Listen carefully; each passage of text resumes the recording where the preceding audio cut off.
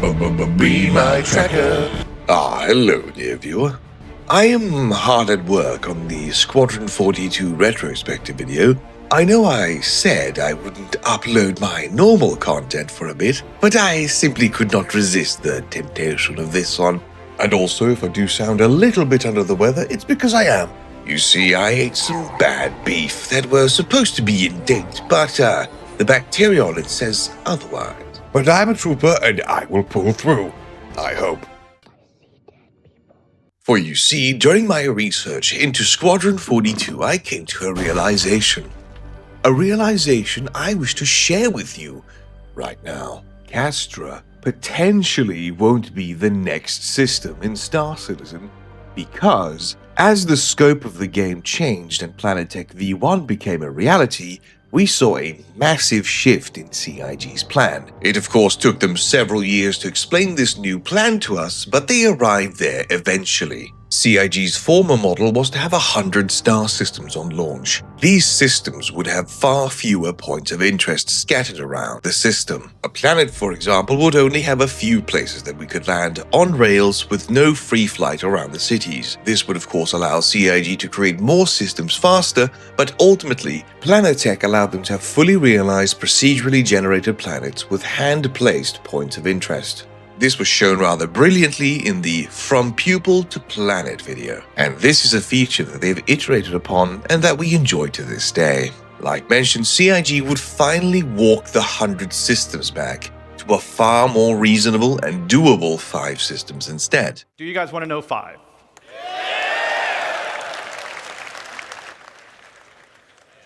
Boo, terror, boo, Earth #1, boo, terror, boo. Which would of course allow them to place far more places of interest per system, meaning they could flesh them out even more. The next system on the block after Nyx is more complete does very much appear to be Castra, as we last saw that beautiful system take shape.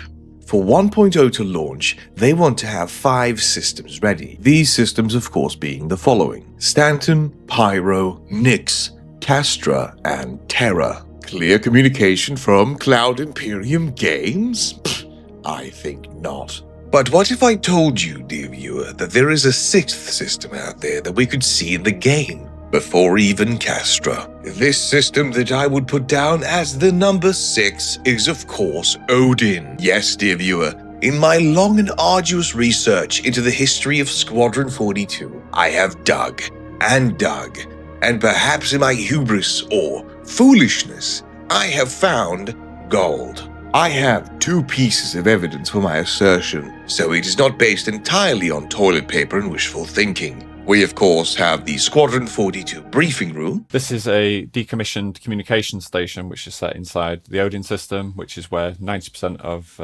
episode 1 takes place. And this statement by Chris Roberts on moving Odin to Stahh Citizen, or well, stuff from Squadron to Stahh Citizen. Will the coil be in the PU?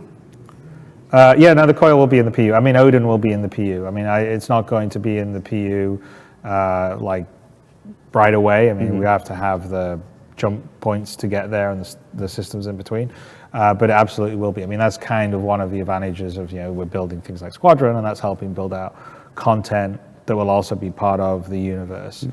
So it definitely will be in the PU, but it will be set after our story. It'll be Odin years later, so maybe an opportunity to see a little bit of the future of the Odin system. Yeah, well, you'll definitely see some of the locations that you visit. You just may not, come across some of the people that you come across in Squadron. Yeah. Yes, this is a 5-year-old and an 8-year-old series of clips, so of course, how valid they are today can of course be considered dubious at best. But I believe that seeing as 90% of Squadron takes place in Odin, this would of course mean that it is full of many different locations alongside the Coil.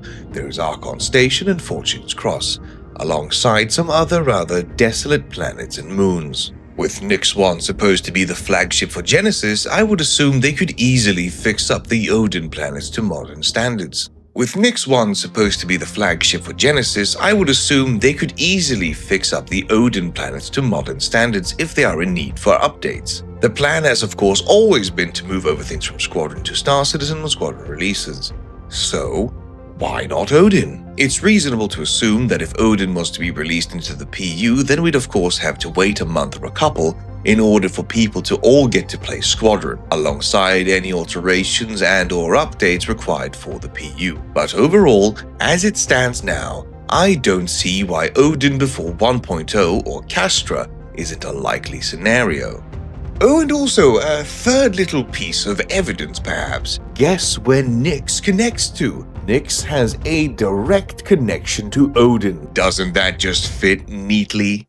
After years of failures, missed deadlines, and poor communication, I could see no better gift to the community than Odin in Stahh Citizen earlier than expected. Of course, like Chris said, all stuff from Squadron won't be there, like characters and such. This is of course, however, to be expected.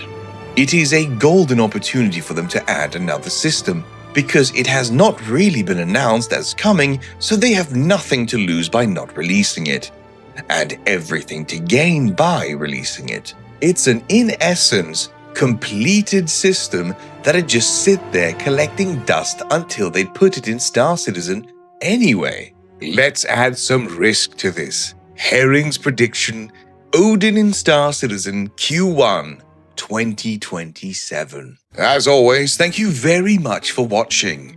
Please remember to like, comment, and subscribe, and all that other cringe shit if you enjoyed the video. Do feel free to join the Discord at discord.gg/herring if you feel so inclined. You can support me and the channel further by giving some dosh to support my projects on Ko-Fi, or by becoming a YouTube member.